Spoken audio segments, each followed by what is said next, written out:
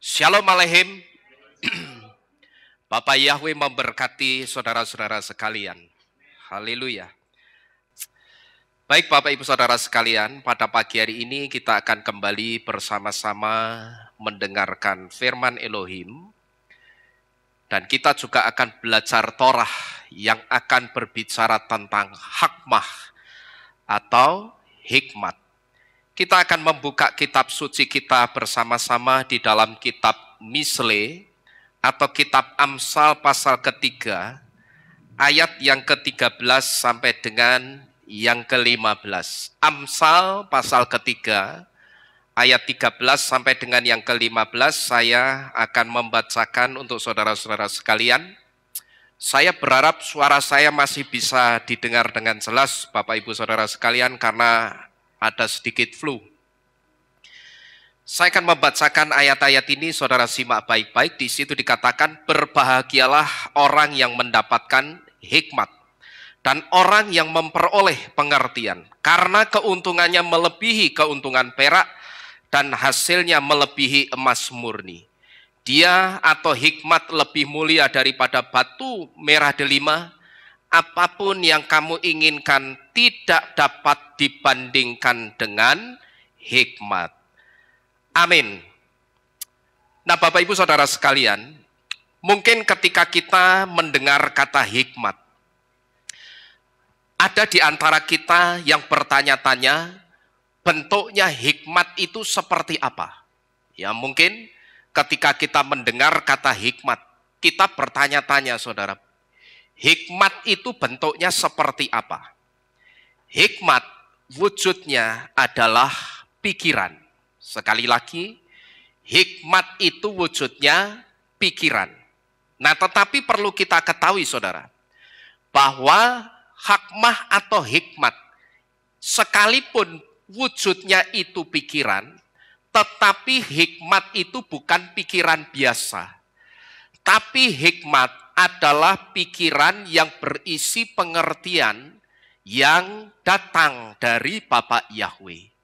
Dan hikmat itu juga bukan pikiran biasa, tapi pikiran yang berisi pengertian yang datang dari ilham roh, bukan dari pikiran atau akal budi manusia kita. Nah, ini yang harus kita tahu dulu tentang hikmat, saudara. Dan inilah kenapa hikmat itu bisa menyingkapkan banyak hal. Dan hikmat juga bisa menciptakan jalan keluar untuk persoalan atau masalah apapun. Setiap orang, saudara, sama-sama dikaruniai pikiran. Setiap orang itu sama-sama bisa berpikir. Tetapi kalau kita perhatikan, kenapa ada orang yang ketika diperhadapkan dengan masalah yang rumit dan masalah yang berat, dia bisa menyelesaikan masalah itu dalam sekejap waktu, tetapi ada juga orang yang cuman dengan masalah yang sepele, dia tidak bisa menyelesaikan. Nah, satu di antara bisanya orang menyelesaikan persoalan-persoalan yang rumit dan berat, itu juga dari pikirannya yang disertai oleh Ruach Kodes. Dan pikiran yang disertai oleh Roh Kudus, atau pikiran yang dipimpin oleh Roh Kudus, inilah yang disebut dengan hikmat. Maka di sini kalau saudara perhatikan, di sini dikatakan hikmat itu memang wujudnya pikiran, tetapi dia bukan pikiran biasa.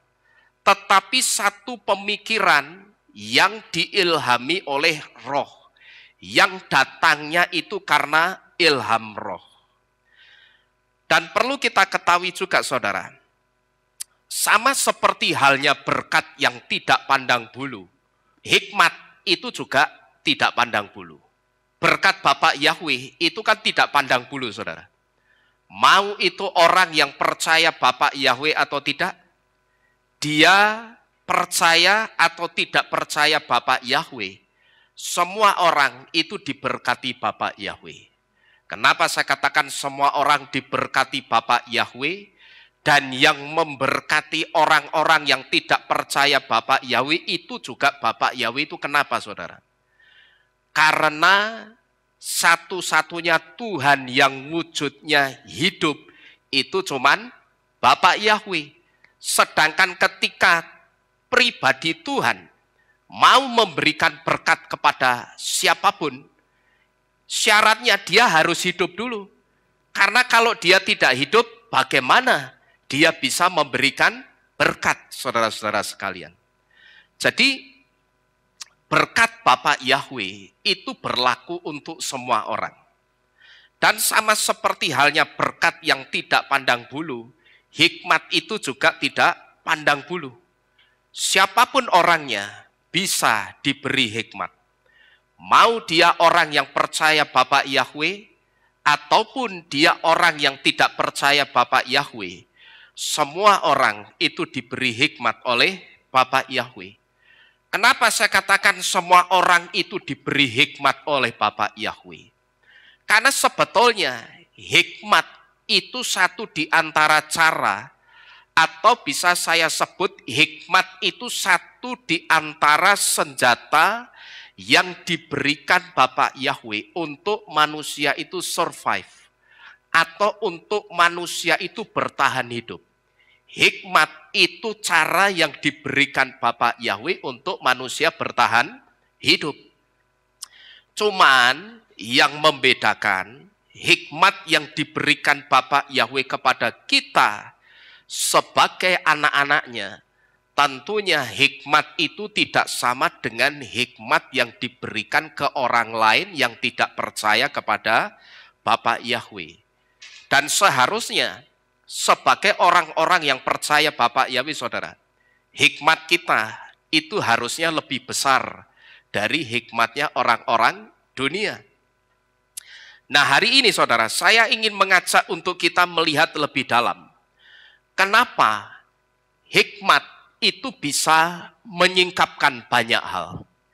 Bahkan seringkali saudara, melalui hikmat itu tercipta jalan keluar untuk sebuah masalah atau persoalan. Sekalipun masalah atau persoalan itu kelihatannya rumit dan berat. Nah, yang pertama, hikmat bisa menyingkapkan banyak hal. Itu karena sama seperti mujizat. Hikmah atau hikmat menyimpan keajaiban yang akan membuat segala sesuatu yang menurut pikiran manusia segala sesuatu itu tidak mungkin, tetapi dengan hikmat segala sesuatu itu jadi apa ini? Jadi mungkin. Pengertian yang saudara lihat di atas ini juga datang dari hikmat yang disingkapkan melalui huruf het dan huruf kaf yang ada di dalam kata hikmah. Dengan artinya miracle and to allow. Het itu punya arti miracle, dan huruf kaf satu di antaranya itu memiliki arti to allow. Miracle itu artinya keajaiban, to allow itu artinya untuk memungkinkan, saudara-saudara sekalian. Nah, kalau miracle and to allow itu arti-artinya kita rangkai, saudara akan mendapatkan pengertian yang saudara lihat di atas ini. Bahwa sama seperti halnya mujizat yang menyimpan keajaiban, hikmat itu juga menyimpan keajaiban yang akan membuat segala sesuatu yang menurut pikiran manusia kita tidak mungkin, tetapi dengan hikmat segala sesuatu akan menjadi mungkin. Coba kita buka kitab suci kita bersama-sama di dalam kitab Alef Melehim atau 1 Raja-Raja pasal ketiga ayat yang ke-23. 1 Raja-Raja pasal ketiga ayat 23 sampai dengan yang ke-28, di situ dikatakan, dan berkatalah raja, yang seorang berkata, inilah anakku yang hidup dan anakmu lah yang mati. Yang lain berkata, bukan, anakmu yang mati dan anakku lah yang hidup. Sesudah itu raja berkata, ambillah pedang untukku, Lalu mereka membawa pedang itu ke hadapan raja. Dan raja berkata, bagilah anak yang hidup itu menjadi dua. Dan berikanlah separuh kepada yang satu dan yang separuh lagi kepada yang lain. Maka wanita yang anaknya hidup berkata kepada raja, karena belas kasihannya melimpah terhadap anaknya, maka dia berkata, ya tuanku, berikanlah kepadanya anak yang hidup itu, jangan sekali-sekali membunuhnya. Tetapi yang lain itu berkata, supaya jangan untukku ataupun untukmu, bagilah. Tetapi raja menjawab dan berkata, berikan anak yang hidup itu kepadanya, jangan sekali-sekali membunuhnya, dialah ibunya. Ketika seluruh orang-orang Israel mendengar keputusan hukum yang telah raja putuskan, maka takutlah mereka kepada raja, karena mereka melihat bahwa hikmat Elohim menyertainya untuk melakukan keadilan. Nah, saudara-saudara sekalian, saya yakin tidak ada di antara kita yang tidak tahu dengan kisah ini. Ini adalah sebuah penggalan kisah tentang dua orang pelacur, yang ceritanya dua orang pelacur itu waktu itu rebutan anak, saudara. Pelacur satu ngeklaim itu anaknya, pelacur kedua juga ngeklaim itu anaknya. Nah, tetapi kalau kita melihat di ayat yang ke-28, di situ kita bisa menangkap satu ekspresi dari orang-orang Israel yang pada waktu itu tiba-tiba orang-orang Israel itu kenapa, saudara? Ketakutan. Karena apa? Mendengar keputusannya Raja Shelomo. Waktu itu, saudara, orang-orang Israel itu begitu ketakutan sekaligus terheran-heran ketika Raja Shelomo melihat dua orang yang saling berebut anak ini, ngeklaim itu anaknya. Yang hidup itu anakku, kalau yang mati itu anakmu. Nah, pada waktu itu orang-orang Israel ketika Raja Shelomo memutuskan, coba ambilkan aku sebilah pedang. Aku akan membagi anak itu jadi dua, sehingga tidak ada lagi yang rebutan anak. Waktu itu, saudara, ketika orang-orang Israel mendengar keputusannya Raja Shelomo ini, mereka terheran-heran dan mereka ketakutan. Mereka berpikir, raja kok bisa ya memutuskan atau memikirkan keputusan seperti itu? Mereka berpikir, saudara, orang-orang Israel ini berpikir, masalah rebutan bayi ini kan tidak mungkin diselesaikan. Karena dua-duanya sama-sama ngeklaim kalau itu sama-sama anaknya. Bahkan pada waktu itu, tidak ada saksi yang meneguhkan dan menguatkan ini anaknya siapa yang benar. Tidak ada. Karena peristiwanya itu terjadinya pada malam hari dan ketika orang sudah terlelap tidur. Tidak ada saksi sama sekali. Maka orang-orang Israel itu terheran-heran. Tetapi sekaligus mereka ketakutan kalau sampai pedang raja itu betul-betul membelah bayi itu jadi dua. Wah, ini akan seperti apa jadinya? Mereka berpikir saat itu, raja kok bisa ya memikirkan keputusan yang seperti itu tuh kok bisa ya? Mereka berpikir kasus rebutan anak ini tidak mungkin diselesaikan karena kedua pihak sama-sama ngeklaim kalau itu bayinya. Tetapi kita bisa melihat hikmat yang diberikan Bapak Yahweh kepada Raja Shelomo. Hikmat menunjukkan siapa sesungguhnya ibu dari bayi tersebut.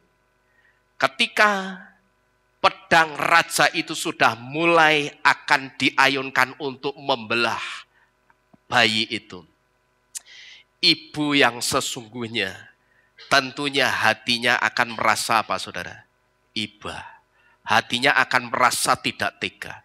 Sehingga ibu itu mengatakan, ibu yang sesungguhnya mengatakan apa?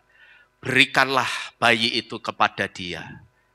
Biarkanlah dia yang memiliki, tetapi bayi itu tetap hidup. Nah, dari situ Raja Shelomo tahu Kalau ibu yang asli pasti akan punya rasa tidak tega, punya rasa iba, punya rasa tidak tega. Tapi kalau ibu yang tidak asli, dia akan membiarkan dibelah jadi dua. Kenapa? Kok yang tidak asli akan tega, saudara? Lalu itu bukan anakku. Memang itu bukan anakku. Dibelah, saya tidak akan nangis. Aku tidak akan nangis. Karena itu bukan anakku. Tapi ibu yang asli, dia berpikir, itu anakku. Kalaupun aku memilikinya tetapi hanya sebagian saja, apa artinya? Aku memiliki anak itu dalam keadaan yang tidak bernyawa. Akhirnya dia berikan bayi itu kepada pelacur kedua yang ngeklaim bahwa itu bayinya. Nah, Bapak Ibu Saudara sekalian, arti dari dua huruf ini memberitahu kepada kita, yang saudara lihat di depan ini. Arti dari dua huruf Ibrani, yaitu dua huruf het dan kaf di dalam kata hakmah ini memberitahu kita kenapa hikmat itu begitu luar biasa. Kenapa sebuah pemikiran biasa bisa mengurai masalah yang sangat rumit. Kenapa sebuah pemikiran bisa mengurai masalah yang sangat rumit. Nah, ini tidak lain, saudara, karena sekali lagi hikmat itu bukan pikiran biasa. Tapi hikmat itu pikiran yang berisi pengertian yang datangnya dari Ruach HaKodes itu sendiri. Dan di dalam hikmat itu juga tersimpan keajaiban yang akan membuat semua yang tidak mungkin yang ada di pikirannya manusia. Tetapi dengan hikmat semua yang tidak mungkin itu jadi mungkin, saudara. Maka ketika Shlomo menyadari keterbatasannya, ketika dia harus menggantikan tahta kerajaan ayahnya menjadi seorang raja. Waktu itu, saudara, Shlomo itu lebih memilih lev shomea ketimbang memilih kekayaan atau memilih umur panjang. Kenapa? Kok Shlomo pada waktu itu ketika ditawari Bapa Yahweh, ketika dia dibawa dalam pemandangan alam roh, kamu mau minta apa, Shlomo? Kenapa pada waktu itu Shlomo yang dipilih itu justru lev shomea, a listening heart, jantung yang dengar-dengaran suara Elohimnya. Karena bagi Shlomo, saudara, hidup dengan umur panjang itu akan jadi percuma kalau dia tidak ngerti apa-apa, gitu loh. Dia minta umur panjang juga bisa, dia minta kekayaan juga bisa. Tetapi saat itu Shlomo berpikir, aku harus menggantikan tahta ayahku menjadi seorang raja. Lantas untuk apa? Aku dikasih umur panjang, dikasih kekayaan, dikasih kemasyuran, tapi aku tidak ngerti apa-apa. Karena aku masih sangat muda. Maka saat itu Shlomo ketika dia ditawari Bapak Yahweh, kamu mau minta apa?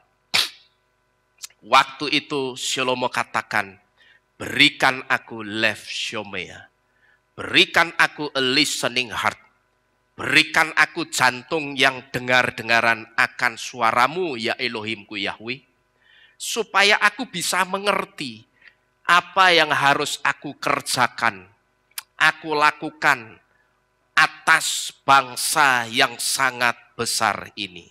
Supaya jangan kehendakku yang memimpin bangsa yang besar ini, tetapi kehendakmu saja Bapak Yahweh yang akan memimpin bangsa yang besar ini. Jadi kenapa Shlomo itu minta lev shomea, bukan minta hikmat? Sekali lagi saudara ya, hikmat itu bukan permintaan, tetapi hikmat itu pemberian. Karena apa yang diminta Shlomo dianggap baik, berkesan di pendengaran dan di hatinya Bapak Yahweh, maka Shlomo dikasih lev hakam atau jantung yang berhikmat. Kenapa Shlomo kok minta lev shomea? Karena dia berpikir, untuk apa aku hidup dengan umur panjang tapi tapi aku tidak ngerti apa-apa. Itu untuk apa?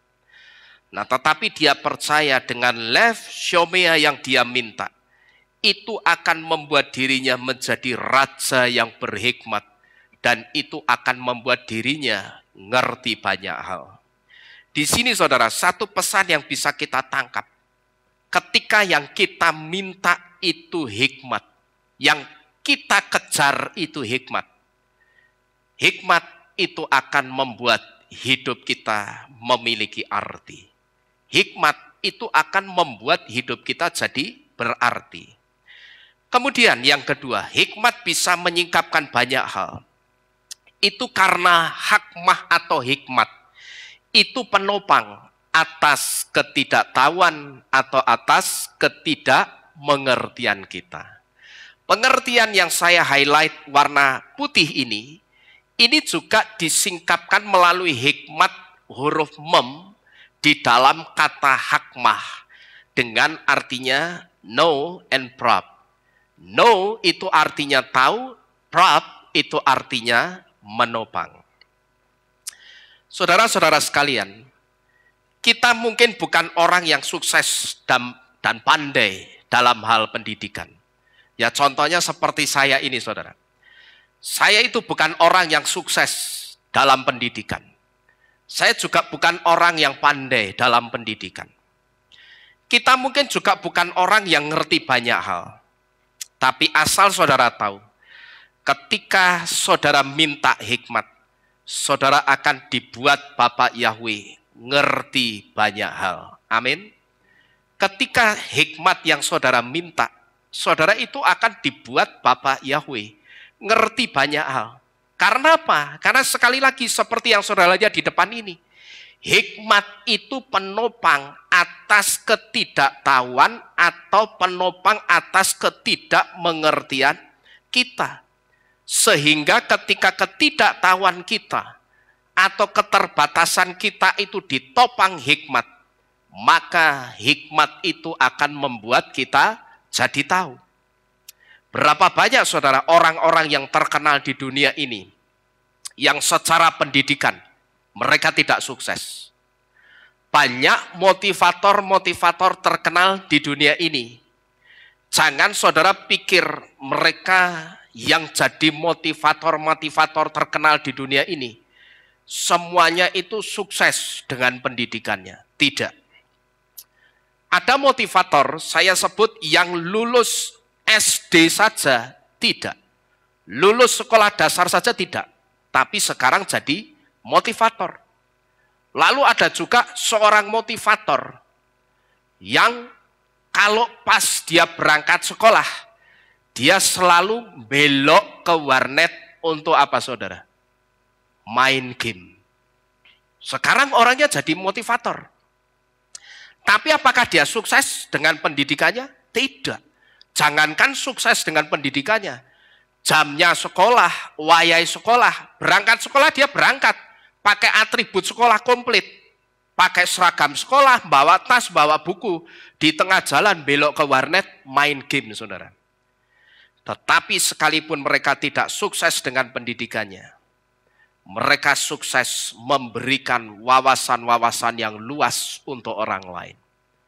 Sekalipun mereka tidak sukses dengan pendidikannya, saudara, mereka sukses memberikan pengetahuan-pengetahuan dan mereka juga sukses memberikan hal-hal yang baru untuk orang lain. Bahkan ketika mereka bukukan motivasinya, semua yang mereka ucapkan ketika mereka memberikan motivasi, ketika mereka berdiri sebagai seorang motivator, lalu ketika kata-kata motivasinya itu dibukukan, ketika buku itu dijual, bukunya juga best seller. Lah kok bisa saudara? Padahal sekolah saja tidak sukses. Ada yang lulus SD saja tidak, yang sekolah jamnya sekolah dipakai main game. Tapi pertanyaannya, ketika mereka memberikan motivasi untuk orang lain, banyak orang yang terbangun dengan motivasinya. Dan ketika kata-kata motivasi mereka dibukukan, bukunya dijual, bukunya juga best seller. Lah ini semua karena apa? Karena pikiran mereka itu diisi Bapa Yahweh dengan pengertian-pengertian. Pikiran mereka itu diisi Bapa Yahweh dengan apa? Hikmat, saudara. Pertanyaannya, apakah orang-orang itu kenal Bapa Yahweh? Mungkin tahu iya. Tahu Yahweh iya, tapi belum tentu mereka mengenal Bapa Yahweh seperti saudara dan saya.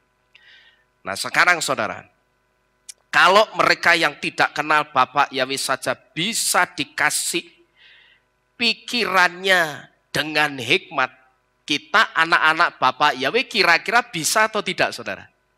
Seharusnya bisa. Tinggal sekarang yang kita kejar itu apa? Gitu loh. Yang kita kejar itu apa sekarang? Terus-terusan duniawi atau hikmat? Kalau yang kita kejar hikmat, ya kita akan bisa jadi seperti motivator-motivator yang terkenal itu. Yang notabene sekali lagi, tidak semua motivator yang terkenal itu, mereka sukses dengan pendidikannya tidak. Bahkan saudara pernah melihat kan? Ada seorang motivator terkenal di Indonesia ini yang sukses dengan pendidikannya, bukan tidak sukses, tapi sukses dengan pendidikannya, sukses dengan motivasinya, tetapi jatuh dalam sekejap waktu hanya karena tersandung masalah keluarga. Ada saudara, jadi bolak-baliknya itu ada. Ada orang yang sukses dengan pendidikannya jadi motivator, tapi kesandung masalah keluarga sedikit, jatuh. Sekarang karirnya redup. Tapi ada juga orang yang lulus SD saja tidak, dia jadi motivator, kata-kata motivasinya banyak membangun dan jadi berkat untuk orang lain, tetapi sampai detik ini karirnya terus melambung tinggi, saudara-saudara sekalian. Jadi dari sini kita bisa melihat, kalau mereka yang tidak kenal Bapa Yahweh saja, pikirannya itu bisa diisi Bapa Yahweh dengan hikmat, seharusnya saudara dan saya bisa atau tidak? Sangat bisa, asalkan apa? Yang kita kejar itu hikmat, saudara-saudara sekalian. Dan hikmat yang dikatakan bisa membuat kita ngerti banyak hal ini. Ini juga diteguhkan oleh arti huruf H yang menyusun kata hakmah yang memiliki arti to show and to reveal. To show itu artinya memperlihatkan. Sedangkan to reveal artinya mengungkap. Nah kalau memperlihatkan dan mengungkap ini kita rangkai. Ini artinya hikmat itu akan memperlihatkan yang ditutupi dan hikmat akan mengungkap setiap yang tersembunyi. Kasus bayi yang diperebutkan dua pelacur tadi saudara. Awalnya itu juga tertutup soal siapa ibu bayi tersebut yang sesungguhnya. Sekali lagi kasus bayi yang jadi rebutan tadi, awalnya itu juga tertutup soal siapa ibu bayi itu sesungguhnya. Tapi oleh hikmat, semua yang tertutup dibuka. Dan yang disembunyikan oleh pelacur yang kedua, itu tersingkap. Raja Salomo saudara, saya katakan dia adalah seorang raja yang sangat jitu. Dia tahu apa yang harus dia minta. Lev Shomea yang dia minta, Salomo tahu, Lev Shomea yang dia minta, itu isi jantungnya Bapa Yahweh. Salomo juga tahu, Bapa Yahweh itu tidak mempermasalahkan orang minta kekayaan. Bapa Yahweh itu tidak mempermasalahkan. Toh buktinya Salomo juga dikasih kekayaan. Tetapi yang harus kita perhatikan saudara, yang Bapak Yahweh katakan soal kekayaan itu mintalah, bukan kejarlah. Ini berbeda dengan hikmat. Kalau hikmat itu harus tidak hanya kita minta tetapi juga kita kejar. Ini yang kita mesti ngerti. Salomo ngerti Bapak Yahweh kalaupun ketika dia ditawari, kamu mau minta apa? Berikan aku kekayaan dan kemasyuran ya Elohim. Kira-kira Bapak Yahweh ngasih tidak saudara? Kasih. Wong Bapak Yahweh ngomong kamu mau minta apa? Nek ditakoni minta apa itu berarti kan boleh minta apa saja. Termasuk kalau Shlomo minta kekayaan berarti sah-sah saja atau tidak? Sah, boleh. Ya. Tetapi Shlomo memberitahu kepada kita bahwa yang Bapak Yahweh katakan soal kekayaan itu mintalah, bukan kejarlah. Shlomo sekali lagi saya katakan dia adalah seorang raja yang jitu. Yang dia minta, perhatikan baik-baik. Lev Shomea yang diminta oleh Raja Shlomo itu satu permintaan yang tepat ada di senter jantungnya Bapak Yahweh. Lev Shomea itu permintaan yang tepat ada di senter, di pusat jantungnya Bapak Yahweh. Artinya apa? Sakjane itu loh, yaitu memang itu Shlomo yang aku harapkan kalau kamu tak tawari minta. Jadi persis dengan apa yang dikehendaki Bapak Yahweh di jantungnya. Shlomo tak coba tak tawari ya, minta apa. Kalau kata minta apa itu berarti tidak ada batasan. Tapi sebetulnya Bapak Yahweh dengan kata lain itu kepingin begini loh saudara, di hatinya Bapak Yahweh. Tapi aku kepingin ya sakjane Shlomo itu minta Lev Shomea. Coba tapi aku pengen dengar apa yang dia minta. Kira-kira dia menyadari atau tidak keterbatasannya sebagai seorang raja yang masih sangat muda dalam segala hal. Baik muda secara usia maupun muda secara pengalaman. Coba dia menyadari atau tidak. Kalau dia menyadari, maka apa yang dia minta nanti itu akan persis dengan apa yang aku inginkan untuk dia minta. Dan ternyata ketika Shlomo ditawari, kamu mau minta apa? Saat itu Shlomo katakan, berikan aku Lev Shomea. Berikan aku a listening heart. Berikan aku jantung yang dengar-dengaran suaramu ya Elohimku. Dan dia menerima, saat itu Shlomo menerima. Justru ketika Shlomo itu tidak minta kekayaan, tetapi waktu itu justru Shlomo dalam pemberiannya Bapak Yahweh, Shlomo itu tidak hanya menerima satu pemberian, tetapi dia menerima 4 pemberian. Apa saja itu saudara? Hikmat, kekayaan, kehormatan, dan juga umur panjang, saudara-saudara sekalian. Ya, jadi hari ini kita belajar saudara. Hikmat itu begitu luar biasa. Ketika itu yang kita minta dan kita kejar. Yang kita terima itu tidak hanya hikmat itu sendiri. Lev Shomea yang kita kejar, kita minta. Ternyata begitu itu dikasih kepada kita. Yang akan kita terima itu tidak hanya satu tapi multiple. Jadi berapa tadi? Jadi 4. Terima hikmat, kekayaan, kehormatan, dan juga umur panjang. Shlomo berpikir untuk apa? Aku itu umurnya dibuat panjang, ning aku rak ngerti apa-apa, ngangoh, gitu loh. Raja ngangoh, ya toh, raja sing plonga-plongo. Ya percuma. Untuk apa aku jadi seorang raja yang namaku masyhur, ning masyhure Shlomo kae lho, kenal rak Shlomo? Raja sing pekok kae lho. Raja sing plonga-plongo kae. Lah untuk apa dia berpikir seperti itu? Maka dia minta apa yang ada di senter jantungnya Bapak Yahweh. Dia minta Lev Shomea.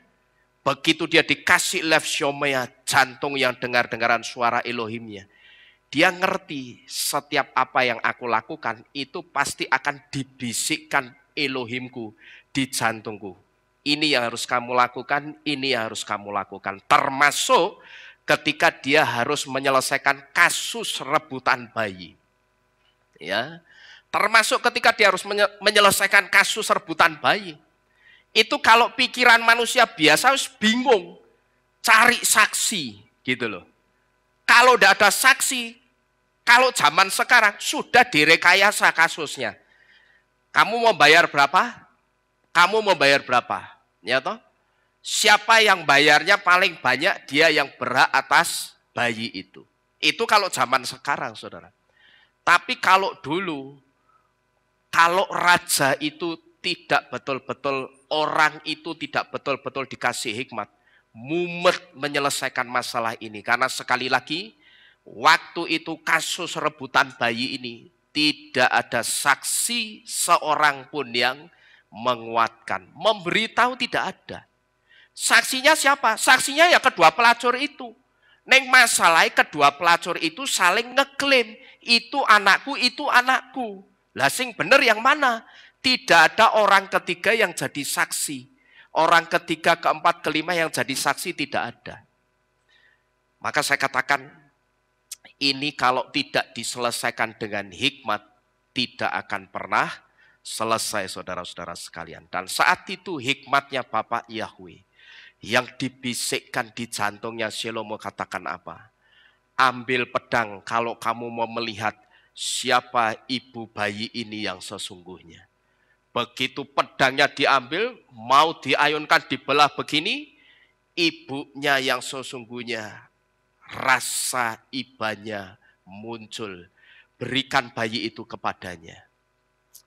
Biarkan dia yang memiliki bayi itu. Di situ Bapak Yahweh kembali memberitahu Salomo, itulah ibunya yang asli. Itulah ibu dari bayi itu yang asli. Kamu tahu kenapa Salomo? Kok aku katakan itu ibunya yang asli? Karena seorang ibu yang asli tentunya tidak akan tega melihat anaknya dibelah jadi dua. Apa artinya? Bagi ibu itu apa artinya aku memiliki separuh dari bagian anakku, tetapi aku memilikinya dalam keadaan yang tidak bernyawa. Bapak Ibu Saudara sekalian, hari ini selain kita belajar tentang hikmat, kita juga belajar tentang sebuah permintaan. Dan dari Raja Salomo, saudara, kita belajar permintaan yang sangat berkesan di hati Bapak Yahweh. Itu permintaan yang seperti apa? Hari ini kita belajar dari Raja Salomo. Dan ternyata satu di antara permintaan yang sangat mengesankan hati Bapak Yahweh, itu minta lev shomea. Karena ternyata ketika kita minta lev shomea, sebetulnya kita itu sedang minta yang ada di senter jantungnya Bapak Yahweh. Maka sama seperti yang Raja Salomo terima, ketika permintaannya itu berkesan atau mengesankan hati Bapa, seperti itulah yang akan kita terima juga dari Bapak Yahweh ketika permintaan kita itu berkesan di hati Bapak Yahweh. Sekali lagi, Salomo permintaannya itu sangat mengesankan hati Bapak Yahweh. Kalau manusia biasa, saudara, belum tentu minta seperti itu. Minta yang diminta Salomo itu belum tentu. Saya yakin dan saya sebut Raja Salomo itu seorang raja yang jitu. Dia tahu apa yang harus dia minta. Yang dia minta itu harus yang ada di senter jantungnya Bapak Yahweh itu apa? Itu yang dia minta. Maka saya yakin saudara, kalau ketika kita minta kepada Bapak Yahweh, karena hari ini kita sebetulnya tidak hanya belajar tentang hikmat, tetapi kita juga belajar tentang sebuah permintaan. Saya percaya sama seperti yang Raja Salomo terima ketika permintaannya itu berkesan di hati Bapak Yahweh. Seperti itulah yang akan kita terima juga dari Bapak Yahweh ketika apa yang kita minta atau ketika permintaan kita itu juga bisa membuat hati Bapak Yahweh berkesan. Amin. Amin. Bapak Yahweh memberkati saudara-saudara sekalian. Kita tunduk di dalam doa Bapak Ibu Saudara sekalian. Kita akhiri firman pada pagi hari ini di dalam doa. Haleluya.